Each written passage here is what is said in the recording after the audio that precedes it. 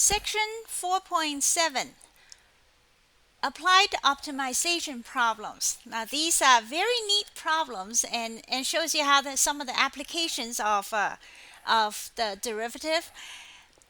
And they are very neat because they are, as I've mentioned before, I'm a efficiency expert, and optimization is just another word of being the most efficient. That's why I find them very delightful. And therefore, we're going to do quite a number of homework in here. Optimization is also a popular test subject in calculus. But we're not running any tests, but we're still going to do a lot of it to enjoy how much fun it is, the fun part of calculus, which is this. We are coming into it right now. Now to see the optimization, let's look at an example, 4.32, where on page 439, where we want to maximize the area of a garden. So you need to build a garden, okay? It has to be rectangular, and there's a rock wall. The rock wall's length is as long as you want, all right? So there's plenty of rock wall, and we're gonna build your garden around it. So here's my rock wall on the bottom, okay? Here are the rocks, and here's the rock wall, and we have 100 feet of wire fencing. So we only got 100 feet of fencing, and then we need to get the fence around it in such a way that we have the biggest garden possible. All right, that is the goal. And by the way, the garden has to be rectangular. We can't come up with some weird shape. So then what is the maximum area under these conditions? So we're gonna do this. Okay, here's our garden, which we don't know how big it's gonna be. So this is the length x, and here's y. And the garden consists of 3 fences, because the last side is just the rock wall, and we don't have to worry about it. No, sorry.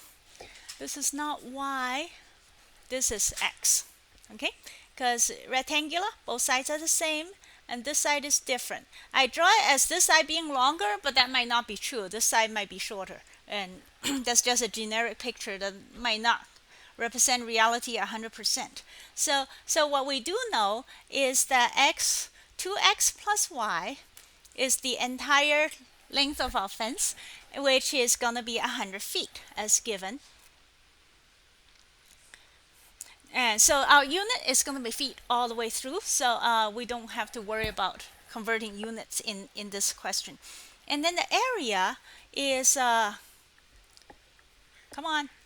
area, okay?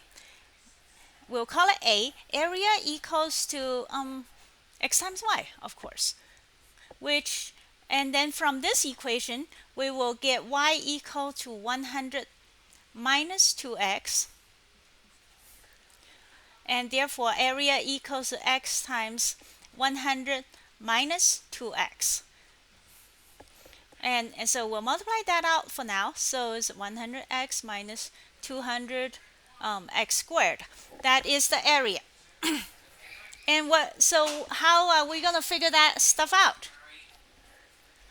The way we're going to figure it out, now the way we're going to do this is take the derivative and find the maximum. This is a quadratic equation. Okay, here's your area, and we'll find the point where this value is the greatest. You can say, well, why can't we just plot that thing on the graphics calculator and then find out where the top point is? You can do that, or we can do it the standard way, which is we'll take the derivative of this thing. So the area, so to take the derivative, we're going to do dA by dx. Okay, the x is what we're going to take the derivative against. Rather than in the past, we might take the derivative against time, but time is not a consideration here. We only care about how does a change with respect to x. So dA by dx is equal to 100, okay, minus that's 400x. And we need to find, and from the previous section, we know that the maxima and the minimum, it occurs at when the derivative is 0. So we set this to be 0 and figure out what x is, 0. and x equals to 1 over 4, right?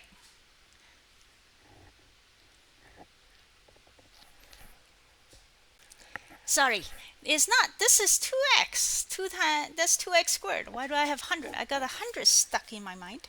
So let's get rid of the stupid 100 there.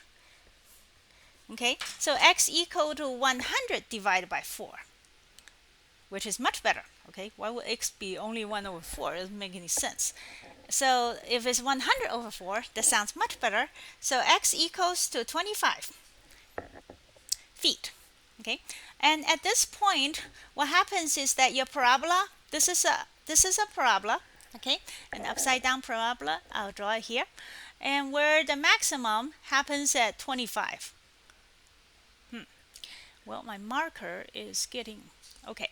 Where the maximum happens at 25. So that's so this is 25. X equal to 25, and then this is also 25, and we have 100 feet, so that's 50. So your garden, if you build it as 25 times 50, that will give you the maximum area with the limited amount of fencing that you can afford. That's the answer of this quick question. Theoretically, you have to, well, you don't have to do anything. Okay, this is the answer. That's about it. I mean, it's obviously true. So let's move along to the next example. Example 4.33, which is on page 441. We'll maximize some volume of some box. Page, where is it? 441. Okay, and then we have to worry about some box.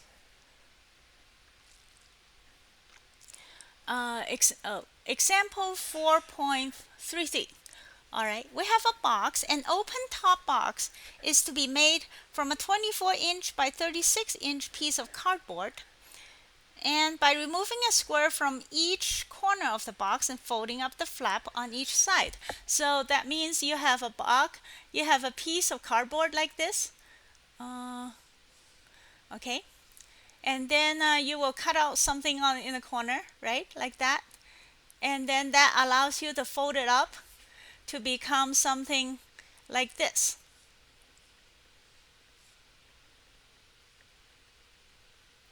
Right? You just fold that thing up, and if you ever dealt with boxes, that's how this works. So you start out with just a flat piece, you cut out some corners and fold this thing, and which is fine. All right, and the dimension of your original cardboard is the dimension of the original is 24 by 36.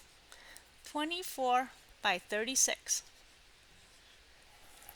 All right. Now, can you see that? It looks tolerable, I guess. Okay. Anyway, what size square should be cut out of each corner to get a box with maximum volume? Yeah, you can see that coming from a mile away. That's what they want. Okay, so we're gonna cut out some. What size square? It has to be a square, because if you cut out not a square, then the sides won't match. So the square is required. Okay, there's no other option. So we'll cut out a square on each corner. The question is, we need the box with maximum volume. Now, so what is the volume of this box?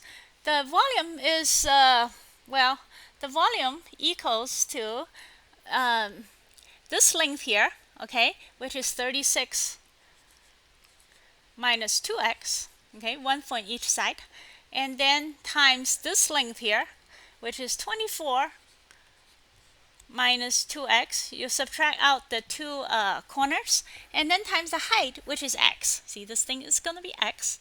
That's how tall it's going to be. So then you have three dimensions, okay, which calculates volume, always gives you three things, and your unit will be a cubic something, inch. In this case, inch. So everything is in inches, so we don't have to worry about converting units or anything like that. And so now we have this thing, which is a cubic polynomial, and we're going to find some kind of a point where v maxes out. And to do that, as we have learned from the previous section, let's take the derivative and set it to 0 and see if something comes out of it. So to take the derivative, Okay, to take the derivative, how would I want to take the derivative? I'm thinking about, there's a derivative law that says, yeah, let's not worry about derivative law. Let's do it just the standard way.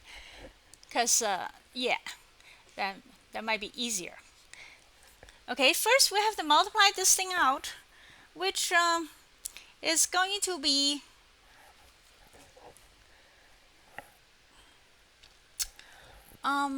well, it's going to be a bunch of numbers. Okay, I'm not going to do the multiplication.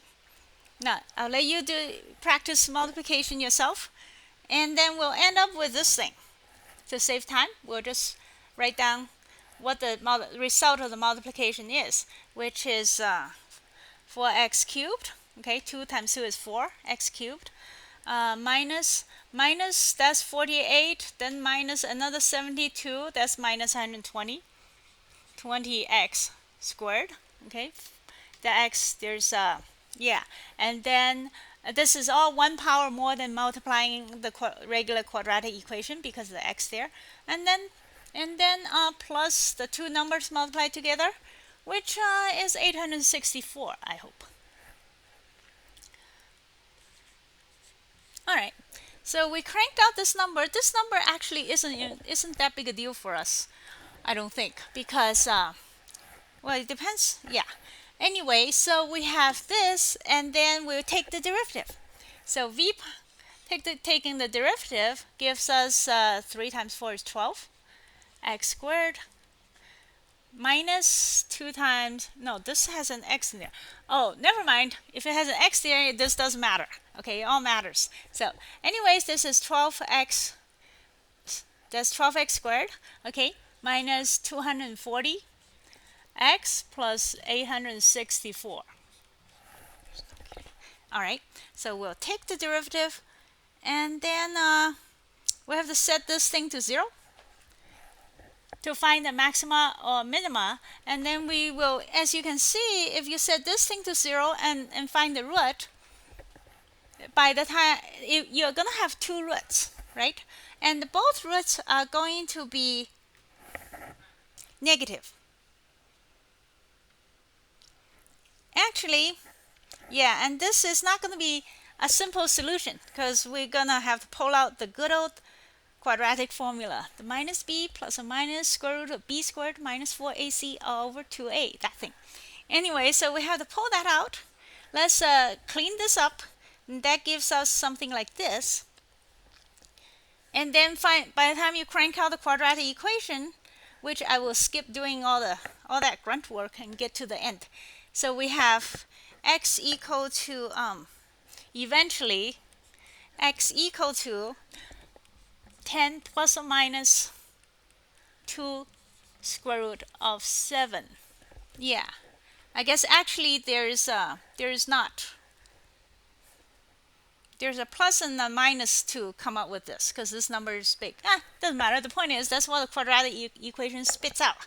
If you get it after you get through the grunt work of using the good old quadratic formula, and then so then we have this, and of course, being that this is a real world problem, the negative solution is not accepted. Therefore, x equal to 10 plus. X is simply equal to the plus version, which is some number. If you crank it out, it will be something. What is it?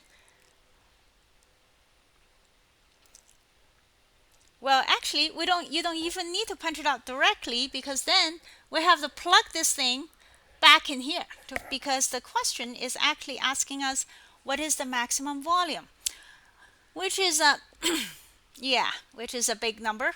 Okay, after you punch it out, and that's our answer. So as you can see, the process is straightforward.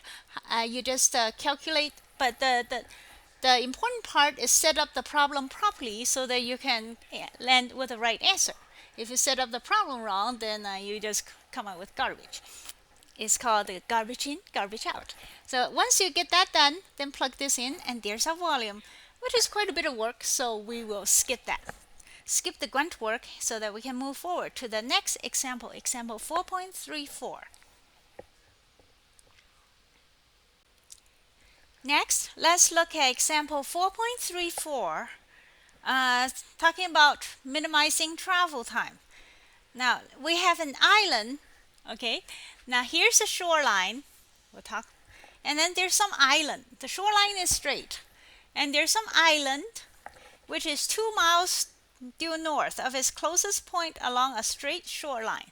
Okay, so that is 2 miles. And a visitor is staying at a cabin on the shore that is 6 miles west of that point. Okay, so this is 6, and there's the visitor's cabin. The visitor is planning to go from the cabin to the island. How's he gonna get there? Suppose the visitor runs at a rate of 8 miles per hour. So the visitor is going, he can walk or run.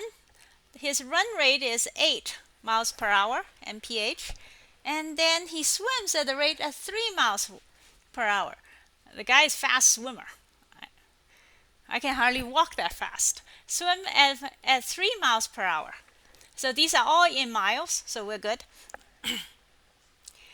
How far should the visitor run before swimming to minimize time it takes to reach the island?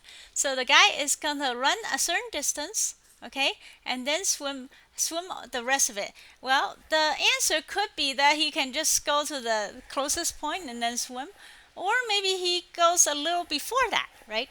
So we will figure out exactly which combination will make it fastest. So let's see, x be the distance running.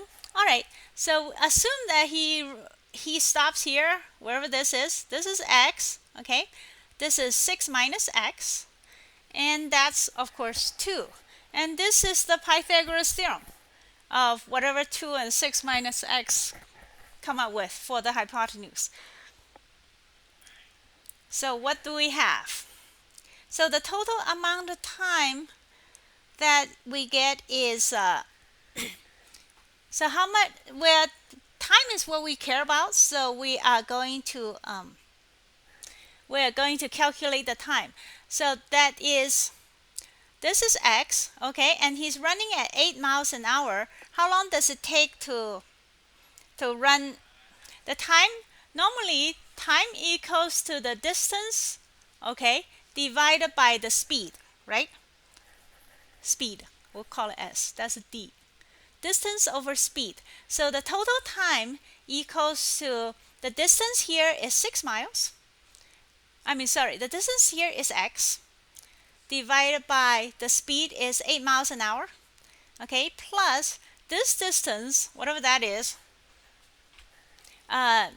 Actually, we'll just crank that out, okay? That equals the square root of the sum of squares, 4 plus 6 minus x squared. That's that thing. That is the distance divided by the speed, which is 3. And that will be the time. Now, so, is that right? Yep. Now we are going to do a bunch of, now we're going to take the derivative, okay, which will give us some stuff, and then set it to 0 to figure out where x might be. So we'll take the derivative, and when we set it to 0, that gives, flip to the next page, and you solve for equation, and after doing much work of solving the equation of the derivatives equal to 0, solving for x, you get something like x equal to, so after calculating, setting t prime equal to 0, then x equals to something like 6 plus or minus 6 over square root of 55. You come up with some answer, okay, that hopefully is the right answer if you didn't mess up through that entire process. Now, look at this. What does this mean? 6, the whole thing is 6, right? Well, we're not going to, so 6 plus something doesn't make any sense. Because, he wouldn't be running clear out here and then swim back. How could that be the maximum? It doesn't make any sense. So then we have to, we'll consider the only possible answer is 6 minus 6 minus this thing. That would be our answer. And then all right, which is, and the time would be, and that equals whatever value, and then we plug this x back in here to figure out what is the total time that it takes, and we will come up with something like 1.5 hours. Yeah, that sounds like a lot of work. So anyway, so that would be the way to get to the answer. So once, as you can see, there's quite a bit of grunt work involved, but there's no getting around it. Sometimes grunt work is required. But if you follow the plan, the most important part is set up the original equation, and then you do grunt work. So next.